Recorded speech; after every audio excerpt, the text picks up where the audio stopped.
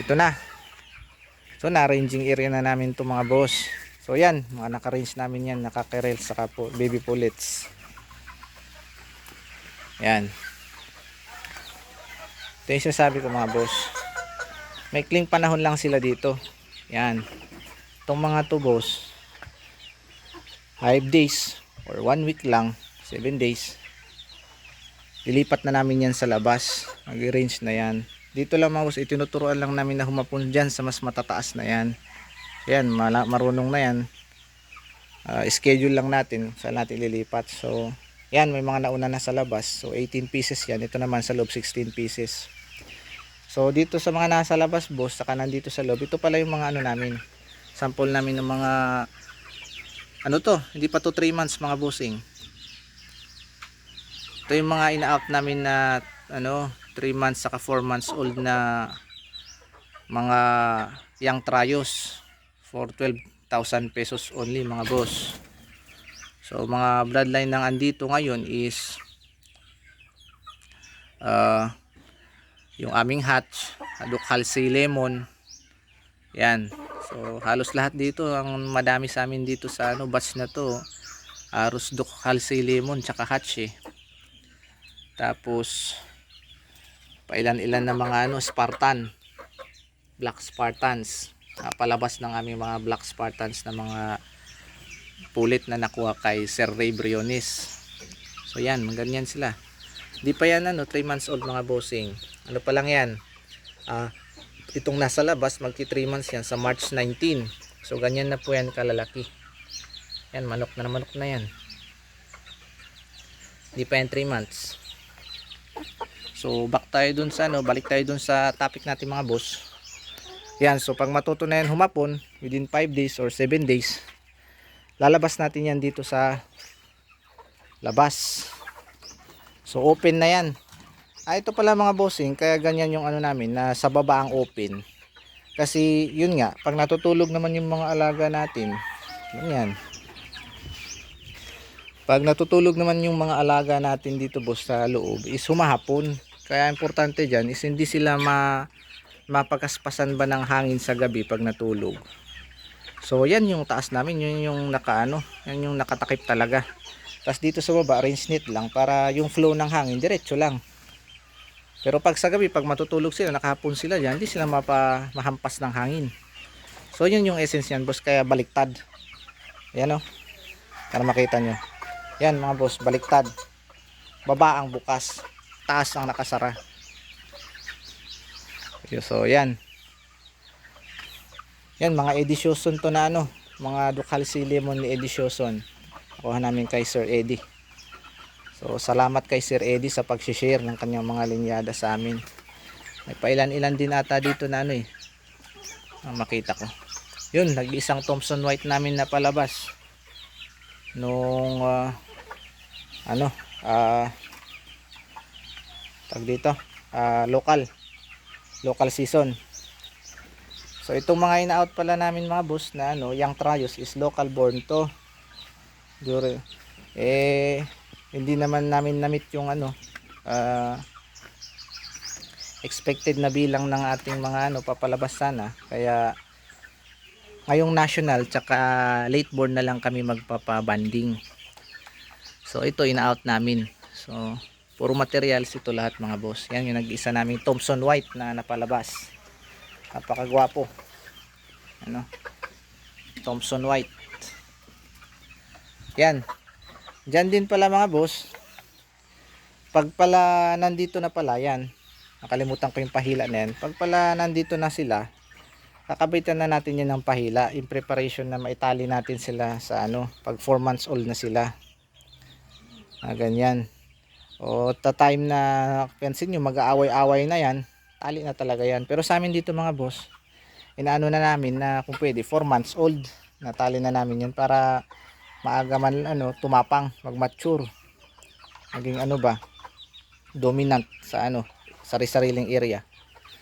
So ganyan yan mga bossing. Yan. Yan mga boss yung tsabo namin na ano, hinahalo lang dito. So taong bahay lang dito yan. O, yan din yung alaga nung pangmalakasan namin na handler na 3 years old. Yan. So yan, may hapunan din yan mga bossing. Yan, oh, hapunan. So ganun din yung essence pa nasa taas yung takip, kasi pag gabi nga di sila mahampas ng hangin. Ayan. Yan yung range area namin mga boss. Diretso yan hanggang dulo. So dyan nakapaglakad yung natin. So may isa pa tayong range area dun sa kabila. Pero ito muna yung inutilize natin. Yan, dire-diretso yan hanggang dulo mga bossing. Malawal ka din yan. Nasa siguro 20 meters. Yan, 20 meters yan mga boss. Pahaba yan. So yan yung ating mga alaga. Yan, Ducal Sea Lemon yan. Tapos Thompson White, yan, Thompson White nag-iisa. Napaka pogi.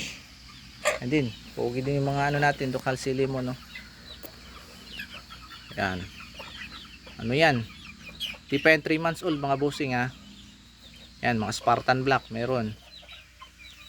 Parang pulit ng atay meron dito na Spartan, ha. Tapos yan, hatch. Mga hatch natin yan, yung mga green legged tsaka black legged. Yan yung Thompson natin nag-iisa. Guwapo. Parang Picom, straight comb, pero Picom yan mga boss. Ang alanganing Picom, alanganing straight comb. Maganda, nakatayo lang yung palong. Yan mga bossing. Pupugi, maganda. Yan, sa mga nagtatanong ng mga pang-out. So, halos lahat yan, materialis. Yan, signature line namin yan ng mga hatch. Yan. So, to be honest, yung mga hatch namin na yan is Okrub hatch yan. Nakuha ko yan sa pamangkin ni Sir Eli Antipasado sa Surigao. Yan, inuwi ko yan. So, maganda naman ang record niyan sa amin. Kasama yan sa nagpa-champion sa amin noong December. Ayan. Tapos yung Thompson White na yan. Tapos sweater. Ayan. So yan mga bossing yung namin. Barn. Tsaka arranging area dito. So yan yung simpleng sistema natin dito mga boss. Para mapalaki natin ng maayos yung ating mga alaga. So yan yung masasabi kong tips ngayon para sa mga katulad na nagsisimula pa lang sa pagmamanok. Yan. Yan yung namin, barn. Pag galing brooder, bababa diyan sa barn. Yan. Yun nga, galing brooder, bababa yan sa barn, tapos lilipat sa kabilang kwarto, mas mataas na hapunan. Tapos lilipat diyan sa closed na parte na ranging area natin, bago lilipat dun sa open area. So dahan-dahan lang ang adjustment para hindi din mabigla yung mga alaga natin na bigla agad sa environment ba. Sa amin, ni-share ko lang to kasi hindi ko sinasabi na tama kami dito, pero sinishare ko lang to as idea lang sa mga katulad na nagsisimula.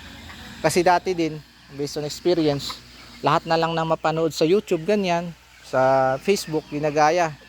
Hindi naman effective lahat sa ganun diba?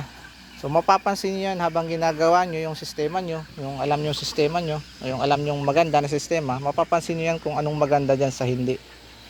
So yan yung sa amin, napansin namin na maganda sa amin, maganda ang resulta, kaya itong ginagawa namin dito.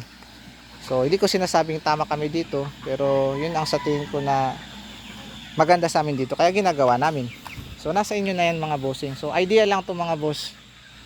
So tips lang to. Hindi naman ko sinasabi na kami ang tama dito ha. Idea lang mga bossing kung paano namin paano kami magbaba dito ng CCO. So yun lang mga boss. Ayan lang si bossing yung aking bossing amo. So yun lang sa ngayon mga bossing. Maraming salamat sa panonood. Hanggang sa muli.